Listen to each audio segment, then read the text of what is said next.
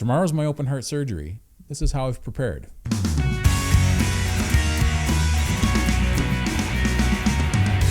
Hey, what's shaking bacon? My name's Bruno Panucci. I hope you're doing well. So I'm going for open heart surgery, as many of you know, on the 7th of May, 2024. So I have a lot of prep I need to do because I live on my own. So I'm going to have some friends and family on call.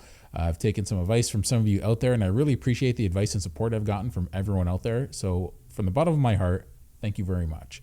So a lot of people have suggested to try and have someone here for at least the first few days. So I've got that pretty much in place with family, and I have a couple friends who have offered to help in any ways that they can, and I know they're really good for that. So I'm going to be recording a few videos in a row because I'm going to be in the hospital for almost a week if all goes well, and then I probably won't want to record videos the first week I get back. So I'm recording a few videos to get me through this week and next week, but I will be updating everybody, if you're interested, on my YouTube Shorts. But I will be updating everybody with my YouTube Shorts. I'm typically more active on Instagram, so usually you can find my link below, and you can see I'll post the odd thing here or there. I'll just kind of post things just to let people know I'm still alive and doing okay. But as far as the prep for my surgery goes, I want to try and do a little bit above and beyond what they recommended I do for getting ready for the hospital, as well as when I get out of the hospital. So there's a few things I've done in preparation that I thought might be beneficial. Now, last year, I gave my brother one reclining chair that's powered, and I gave my sister one reclining chair that's kind of one of those ones you just push back on. And I really like that one, actually, believe it or not. It's a more firm, upright chair. It was seldom used, so it's practically brand new, even though it's about a year and a half old. And the problem is, the only issue with that is you have to push back, and I might not have the strength to push back. It's pretty easy to go forward on, which is pretty nice. You just lean forward. But I expect that I won't be able to push back. So in case of that, I also got my old powered recliner. The issue I have with that, because I would have just gone with this one, it's a little more broken in. It's in great condition, don't get me wrong, but it's a rocker swivel recliner, and it's a bit of a lower seat. And I don't think it's going to be easy to get in and out of that one like the other one. So in preparation for that, I also bought foam wedges for my bed. So I got these really big foam wedges. They're about 3 feet wide, and I'm just going to put one on top of the other so that when I'm in bed, I can actually be propped up. And they're pretty firm, actually, so I'm not going to worry about it getting so soft that it's going to be uncomfortable. And if it does, I'll just go out and buy another foam wedge. I got another piece of foam for my legs, so when I'm lying there, it's not going to put a lot of pressure on my low back because I can prop my legs up a little bit. And then, of course, I'll have pillows in and around there to try and make things a little more comfortable. I also bought one of those tables because, like I said, I'm on my own for the most part with this, right? Day to day. So even after the first few days or week, I'm going to be on my own. So I bought one of those tables for the bed that you have in the hospital that you can wheel over top of you and then move it around. And that I thought made a lot of sense. Now, I remember there's a couple people in my life who are like, why would you do that? That's so stupid. And a couple other people are like, that's ingenious. I figured I would need something that I could put my food on, something that I could put my computer on and my devices, anything I might need that I want right beside me, and then I can move out of the way relatively easily because it's on wheels.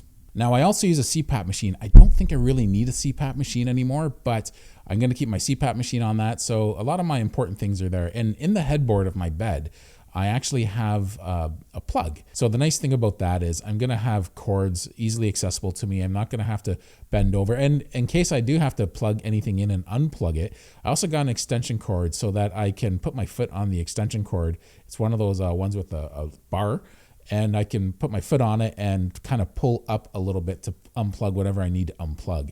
So I think that might be a good way to go. If not, I can always, try and work it so I can plug it in and out of the wall. I wanted to have anything there that I might need because I know I'm not supposed to lift or push anything more than 10 pounds. So I understand they make those rules even for people that are, like 5'10" or even smaller who have to get open heart surgery. But the same rules apply when it comes to the pressure you don't want to put on your sternum, because there are wires that are going to be holding that together. They're apparently as strong as the bone itself, but you're not supposed to push it. And so, I'm going to take this seriously because the longer I dick around with doing things I'm not supposed to and pushing myself too hard early on means it's going to take longer to get back to work, most likely. So I do have a lot of pillows already, so I'm pretty set with that in case I need to move some pillows around. And I food prepped for at least a month. I have a month's worth of burger patties sitting in my freezer. I made them all from ground beef. I formed them all, barbecued them all, and they're all in the freezer. I have evening primrose oil to make sure I get my healthy fats. I'm gonna make a video about that on its own in the long run. I have omega-3 cod liver oil in the fridge, so I'm set with that as well for my healthy fats. And I wanna make sure, in case my burgers, because you lose a lot of the fat from the meat, I wanna make sure I'm getting enough fat in other areas should I need to. Now, I'm also gonna be going into my allergy season. That sucks. So I'm gonna make sure to have both vitamin C as well as allergy medication. I haven't used allergy medication in well over 20 years, but what happens is I don't wanna risk sneezing in my allergy season because I'm allergic to the dandelions. Once they break down and they turn into like white and then they start floating through the air. And then once they break down into a fine dust, usually within like that first week of them floating through the air, probably about a week or two, that's when my allergies start. And last year, my allergies were virtually non-existent, but I'm not gonna gamble on that this year with a broken sternum. So I'm gonna see how that goes and just try and make sure that I'm gonna avoid sneezing at all costs. I've stocked my fridge up with water as well, so food and water I'm handled.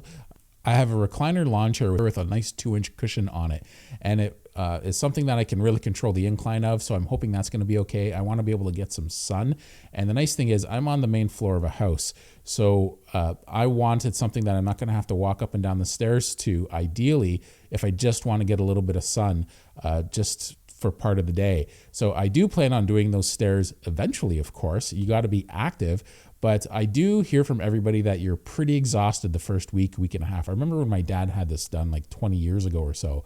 The first week and a half you're back from the hospital, you're in a lot of pain, like an extreme amount of pain. Little things hurt. You know, there's little things you have to think about. Like I bought slippers because I don't normally wear slippers, but I like wearing socks. So I don't think I'm easily going to be able to put on a pair of socks.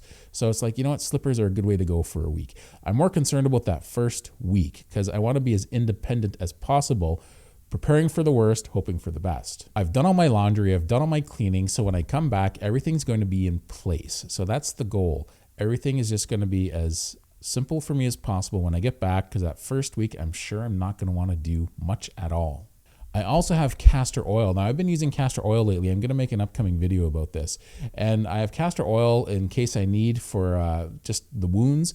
I know you're supposed to let them dry ideally as possible, but castor oil is something I can use on my chest for any of the inflammation, for any of the areas where there is some swelling. So I also have cash on hand, not much, but just enough, some small bills, just in case there's anything I need here or there that someone brings something over, I can give them a little bit of money. Or if I need someone to go out and get something like medications or whatever, I've got some money there. Try to keep it like really small bills. So it's not a lot of money. It's just enough money that I have on hand in case little things pop up. Because I don't want to get to the point where after 2 weeks, I owe this person $30 because they picked something up for me. I know that person $5 or $50 because they picked something else up for me. I want to make sure I have everything as prepared as possible so I can help people with that. That's really how I've been managing my stress through this.